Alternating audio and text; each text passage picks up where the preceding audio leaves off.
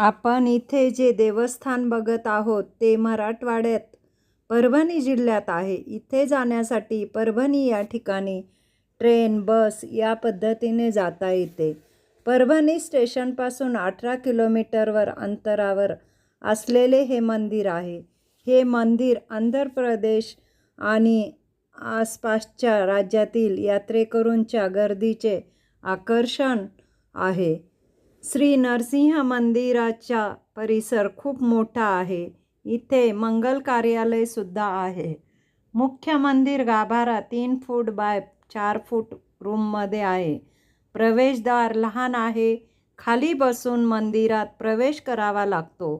हे मंदिर सुमारे 1000 वर्षापूर्वी बांधले गेले आहे. ते 1300 BC बांधकाम म्हणजे हेमाडपंथी वास्तुशैलीत असलेले दिसते. या मंदिराच्या मागे एक आख्यायिका आहे. ती म्हणजे अशी की एका राजाने हे मंदिर बांधलेले होते.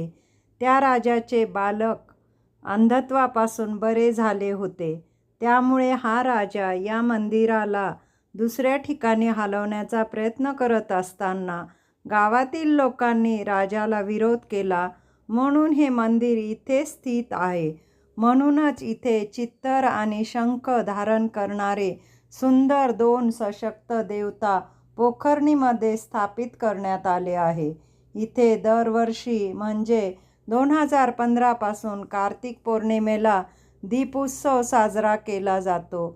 असे म्हटले जाते की तिमिराकडून तेजाकडे सगळ्यांनी जावे. पोखरणीत असलेल्या नरसिंह मंदिरात दीपमहोत्सव खूप मोठ्या प्रमाणात साजरा केला जातो. अनेक जिल्ह्यातील भक्त इथे उपस्थित असतात. अशा या पोखरणीमध्ये नरसिंह मंदिरात जाण्यासाठी तुम्ही येऊ शकता आणि दीपोत्सव साजरा करू शकता.